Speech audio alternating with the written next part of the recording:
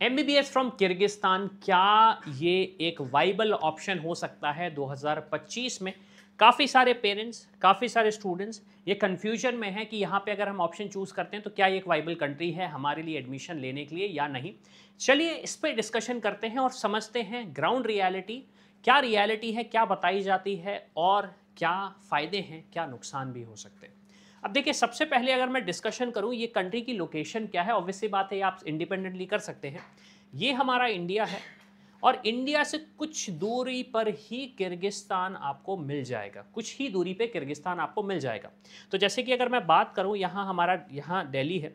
दिल्ली से डायरेक्टली आप बिश्केक जो कैपिटल है किर्गिस्तान की, वहाँ पहुँच सकते हैं, डायरेक्ट फ्लाइट के थ्रू पहुँच सकते हैं, इनडायरेक्ट फ्लाइट के थ्रू पहुँच सकते हैं। तो आसानी वाइज अगर मैं बात करूँ तो अगर आप इस कंट्री में जाना चाहते हैं तो 2 आवर्स का आपको जर्नी लगेगा और इस 2 आवर्स में आप उस कंट्री में पहुंच जाएंगे। अब ये वेरी करेगा कि किस लोकेशन से आप जा रहे हैं, लेकिन हाँ एक वाइबल ऑप्शन है अगर हमें जल्दी कहीं पहुंचना है। क्योंकि काफ़ी सारे स्टूडेंट्स का ये कंसर्न रहता है कि जो कंट्रीज़ है, जैसे इंडिया से जो बॉर्डर शेयरिंग कंट्रीज़ हैं, वहाँ पे अगर बजट ज़्यादा जाता है तो हम ज़्यादा दूर नहीं भेजना चाहते अपने बेटे या बेटी को, ईजिली हमें वीज़ा प्रोसेस मिल जाए, सारी प्रोसेस हो जाए। तो क्या ये एक वाइबल ऑप्शन है? तो आंसर है यस। लेकिन अब कुछ पैरामीटर्स भी होते हैं जिसके बेसिस पे डिसीजन लेना पड़ता है, सिर्फ हम इसी बेसिस पे तो डिसाइड नहीं करेंगे कि पास में है तो हम भेज देते हैं। तो चलिए उन पे हम डिस्कशन कर लेते हैं। एक पैरामीटर जो मैं यहाँ पे भूल गया था, इस पे भी मैं डिस्कस कर लेता हूँ, मैं सेफ्टी भी यहाँ पे लिख देता हूँ, जो कि कंसर्न होता है पेरेंट्स का। अब देखिए, सबसे पहला क्वेश्चन तो हम ये जानते हैं कि किर्गिस्तान के इंडिया से क्या रिलेशन है। ऐसा तो नहीं कि मैंने आज अपने बेटे या बेटी को भेजा या फिर मैं वहाँ पढ़ने जा रहा हूँ, 3 साल बाद पता लगता है किर्गिस्तान और इंडिया के रिलेशनशिप खराब हो जाते हैं और वहाँ की गवर्नमेंट बोलती है कि जो जो इंडियन स्टूडेंट्स पढ़ रहे हैं उनकी डिग्री को हम इनवैलिडेट कर देंगे। तो अगर मैं बात करूँ तो नो नॉनसेंस कंट्री है। इसका मतलब बड़ा सिंपल सा ये है आपके लिए कि आप वहाँ पे जाते हैं तो आपको कोई दिक्कत नहीं होगी। इंडिया और किर्गिस्तान के रिलेशनशिप न्यूट्रल हैं, ना ज़्यादा पॉजिटिव है ना ज़्यादा नेगेटिव हैं। आपको ज़्यादा डिफ़िकल्टी नहीं होगी वहाँ पे नेविगेट करने में। अगर आप वहाँ जाते हैं तो आपको जो वेलकम किया जाएगा वो भी काफ़ी अच्छा रहेगा। काफ़ी हॉस्पिटैलिटी है, काफ़ी अच्छा वेलकम किया जाता है वहाँ के लोगों को, एंड दे अप्रिशिएट कि जब वहाँ पे इंडियंस आते हैं और उन्हें पता है कि मैक्सिमम स्टूडेंट्स आ रहे हैं यहाँ पे पढ़ाई करने के लिए। तो इसी हिसाब से वहाँ पे जो सिक्योरिटी मैनेज होती है उस हिसाब से मैनेज होती है। तो एज एन इंडियन स्टूडेंट्स आप वहाँ पे जाते हैं तो कोई चैलेंज नहीं होगा। रिलेशनशिप इंडिया के किर्गिस्तान के साथ अच्छे हैं। फिर सवाल ये आता है कि वीज़ा प्रोसेस क्या रहता है, वीज़ा हमें कैसे मिलता है। तो ऑब्वियसली बात है, जब वहाँ पढ़ाई करने जा रहे हैं तो आप स्टूडेंट वीज़ा पे जाएंगे, नहीं तो आप विजिटर वीज़ा पे जाते हैं। प्रोसेस बड़ा सिंपल होता है और वीज़ा मिलने में आपको ज़्यादा दिक्कत नहीं होती। कुछ ऐसी कंट्रीज़ हैं जहाँ पर वीज़ा मिलने में थोड़ा सा डिले हो जाता है एज अ विजिटर भी, जिसकी वजह से पेरेंट्स और स्टूडेंट्स का कंसर्न होता है। जैसे नेपाल की बात करूँ, नेपाल में इंडियन स्टूडेंट्स को वीज़ा की ज़रूरत ही नहीं है। लेकिन किर्गिस्तान में बात करूँ तो विजिट करने के लिए आपको 14 डेज़ का वीज़ा फ्री ट्रैवल मिलता है, लेकिन इसके लिए आपको अलग से अप्लाई करना पड़ता है। ऐसा नहीं है कि आप वीज़ा ऑन अराइवल ले सके किर्गिस्तान में। फिर सवाल आता है कि लैंग्वेज का क्या सीन है, वहाँ पे लैंग्वेज कौन सी बोली जाती है। क्या अगर मैं जाता हूँ, मेरे बेटे या बेटी वहाँ पे जाते हैं, तो क्या उन्हें चैलेंज होगा, बात नहीं कर पाएंगे, चीज़ें में दिक्कत आएगी? तो आंसर देखिए, मैं आपको बड़ा सिंपल सा बता दूँ। वहाँ पे उनकी लोकल लैंग्वेज बोली जाती है और रशियन लैंग्वेज बोली जाती है। अब आपको भी पता है या नहीं पता, अगर जो पेरेंट्स देख रहे हैं इस वीडियो को, सोवियत यूनियन जब ब्रेक हुआ था 1990s में, तो उसके बाद किर्गिस्तान एक ऐसी कंट्री है जो सोवियत यूनियन के ब्रेक होने के बाद आई थी। तो किर्गिस्तान अगर आप जाते हैं तो आप देखेंगे वहाँ पे कजाकिस्तान से भी लोग आए हुए हैं, रशिया से भी वहाँ पे लोग आए हुए हैं काम करने के, और नेटिव लोग तो हैं ही वहाँ के। तो ऐसा हो सकता है कि आपको कन्फ्यूजन लगे कि ये कौन सी कंट्री है, लेकिन अल्टीमेटली मैं बात करूँ तो काफ़ी सारी कंट्रीज़ के लोग वहाँ पर आते हैं काम करने के लिए, सीखने के लिए। अब बात करते हैं ट्रैवल की, क्या कितना आसान है वहाँ पे ट्रैवल करना। तो जैसे जो बॉर्डर शेयरिंग कंट्रीज़ हैं इंडिया के साथ, वहाँ पे ट्रैवल करने के लिए आप बाय रोड जा सकते हैं, लेकिन किर्गिस्तान में ऑब्वियस सी बात है आप बाय रोड नहीं जा सकते हैं, क्योंकि अगर मैं मैप में दिखाऊं तो यहाँ पे बहुत ज़्यादा दिक्कत होगी आपको जाने में, बहुत ज़्यादा दिक्कत होगी। तो आपके लिए एक ही ऑप्शन बचता है, वो है फ्लाइट का। एक ही ऑप्शन आपके लिए बचता है, वो है फ्लाइट का। और फ्लाइट भी अगर आपको प्रॉपर मिलती है तो अराउंड 2 आवर्स 3 आवर्स में आप मैक्सिमम पहुंच जाएंगे, अदरवाइज आपको अराउंड 8 आवर्स का लग सकता है अगर आपकी कनेक्टिंग फ्लाइट हो।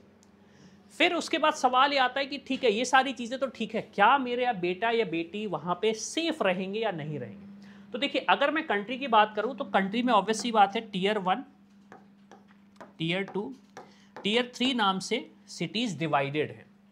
जैसे इंडिया में एक एग्जांपल देता हूँ, दिल्ली हो गया हमारा टीयर 1, जयपुर को ले लेते हैं हम एक तरीके से टीयर 2, और उसके बाद फिर जो छोटे छोटे शहर हैं उसको हम टीयर 3 ले लेते हैं। तो किर्गिस्तान की अगर मैं बात करूं तो ऑलमोस्ट सारी जो सिटीज़ हैं टीयर 1, टीयर 2, टीयर 3, वो एयरपोर्ट से कनेक्टेड है, फ्लाइट कनेक्टेड है। मतलब आप ये देखेंगे कि आप मान लीजिए जैसे उसकी कैपिटल बिश्केक जाते हैं, बिश्केक पहुंचने में आपको 2 या 3 घंटे लगे, फिर वहां से आप फ्लाइट लेके जो भी छोटा शहर टीयर 1, टीयर 2 या टीयर 3 शहर में अगर आप जाना चाहते हैं तो बाय 40 मिनट्स के फ्लाइट में आप दूसरे शहर पहुंच सकते हैं। तो एक अच्छी चीज़ यहाँ पे ये है कि कनेक्टिविटी है आपको आसानी से। सेफ्टी वाइज अगर मैं डिस्कशन करूं, वही जो डिस्कशन पेंडिंग हो रहा था, सेफ्टी वाइज काफ़ी वेलकमिंग यहाँ पे लोकल्स हैं, उन्हें पता है कि आप इंडियन स्टूडेंट्स आए हुए हैं पढ़ाई करने के लिए। सेकेंड चीज़, जब आप वहाँ पे जाते हैं तो जो कॉलेजेस होते हैं, जो यूनिवर्सिटीज़ होती हैं, वो आपको इन कैंपस हॉस्टल्स प्रोवाइड करते हैं, जिससे आपको एक जो सिक्योरिटी का एक जो हमारे पास पैरामीटर बन जाता है कि अगर बच्चे या मेरा बेटा या बेटी यहाँ पे है तो सिक्योरिटी रहेगी। तो ऑब्वियसली बात है इन हाउस कैंपस आपको मिल जाएगा, तो उससे आपको सिक्योरिटी का कोई इशू ही नहीं है। अब आपने कहा नहीं ठीक है मैं बाहर जाना चाहता हूं तो क्या मुझे चैलेंज होगा, तो वहां जाके कोई ऐसा चैलेंज नहीं होता।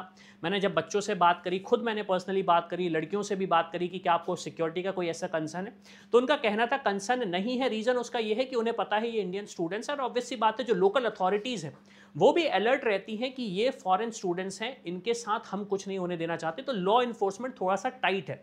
अगर मैं रोड सेफ्टी की भी बात करूं तो रोड पे भी काफ़ी स्ट्रिक्ट रूल्स हैं जो उन्हें फॉलो करने पड़ते हैं। कन्वीनियंस की बात करूं तो ऑब्वियसली बात है कन्वीनियंस आपको सारा मिल जाता है, जैसा ऊबर यूज़ करते हो आप, या फिर स्विगी यूज़ करते हो, इंस्टामार्ट यूज़ करते हो, जोमेटो यूज़ करते हो, तो वो सारी ऐप्स ऑलमोस्ट सारी सिटीज़ में मिल जाती हैं। एक चीज़ अच्छी मुझे ये लगी किर्गिस्तान में कि चाहे टीयर 1 शहर हो, टीयर 2 शहर हो, टीयर 3 शहर हो, ऑलमोस्ट सिमिलर लगता है, आपको ज़्यादा डिफरेंस नहीं मिलते हैं। अब इसके बाद बात करते हैं एजुकेशन का। ठीक है, ये सारी चीज़ें तो अच्छी हैं, लेकिन अब हमें एजुकेशन की बात करनी है। तो एजुकेशन कैसा है? एजुकेशन अच्छा है। रीज़न उसका ये है, सोवियत यूनियन से टूटी हुई कंट्री है, मतलब टूटी इन द सेंस डिवाइड हो गई कंट्री है। तो जो इंफ्रास्ट्रक्चर सोवियत यूनियन के पास था वो इंफ्रास्ट्रक्चर बाय डिफ़ॉल्ट इन्हें मिल जाता है। एक जो लर्निंग है, एक जो नॉलेज है, एक जो एक्सपीरियंस है, वो इनके पास बाय डिफ़ॉल्ट आ जाता है। तो मेडिकल एजुकेशन में अगर मैं बात करूं तो एक अच्छा इंफ्रास्ट्रक्चर है इनके पास और अच्छी एजुकेशन वहां पे मिलती है। फिर उसके बाद सवाल ये आता है कि क्या एनएमसी गाइडलाइंस को फॉलो करते हैं? क्यों? क्योंकि हमें वहां बसने तो जाना नहीं है, हम एनएमसी गाइडलाइंस लेने मतलब एनएमसी गाइडलाइंस फॉलो होती है या नहीं होती है? तो किर्गिस्तान में कुछ कॉलेजेस में होती हैं, कुछ कॉलेजेस में नहीं होती हैं, जिसकी वजह से स्टूडेंट्स को चैलेंज होता है। तो अब सवाल ये आता है कि अगर एनएमसी गाइडलाइंस कुछ कॉलेज में होती, कुछ कॉलेज में नहीं होती, तो क्या नाम है उनके? तो अगेन आप रीच आउट करो टीम को, मैं नंबर दे देता हूँ यहाँ पे व्हाट्सएप का हमारा 90393 66522। यहाँ पे मैसेज कर दो कि मैं किर्गिस्तान को एक ऑप्शन देख रहा हूँ, क्या मुझे स्कॉलरशिप मिल सकती है, क्या सही ऑप्शन हो सकते हैं, तो इस पर डिस्कशन आप कर सकते हैं। फिर सवाल आता है रिसर्च का। अब हम वहाँ जब पढ़ाई करने जा रहे हैं तो क्या हमें रिसर्च पे फोकस मिलेगा या नहीं मिलेगा? तो रिसर्च पे आपको फोकस मिल जाएगा। अगेन बस ये स्पेसिफिक रहेगा कॉलेजेस टू कॉलेजेस, स्पेसिफिक रहेगा कॉलेजेस टू कॉलेजेस। अब सवाल आता है पेशेंट फ्लो का। देखिए पेशेंट फ्लो अगर मुझे एक्सप्लेन करना है तो मैं बड़े सिंपल से लॉजिक से एक्सप्लेन करूंगा। जितना बड़ा शहर है उतना ज़्यादा पेशेंट फ्लो है, जितना बड़ा शहर है उतना अच्छा पेशेंट फ्लो है। ऐसा नहीं है कि पेशेंट फ्लो आपको आर्टिफिशियली मिल जाएगा, लेकिन हाँ इंस्टीट्यूशंस में मैंने देखा है इंस्टीट्यूशन अपनी तरफ से मेहनत करते हैं, अपनी तरफ से चीज़ें करते हैं। वो ये चेक करते हैं कि स्टूडेंट्स को प्रॉपर लर्निंग मिले। काफ़ी जगह पे सिमुलेशन लैब है, जब मान लीजिए अगर आपके पास उस पर्टिकुलर बीमारी का पेशेंट नहीं है तो सिमुलेशन लैब के थ्रू भी आप चीज़ें सीख सकते हैं।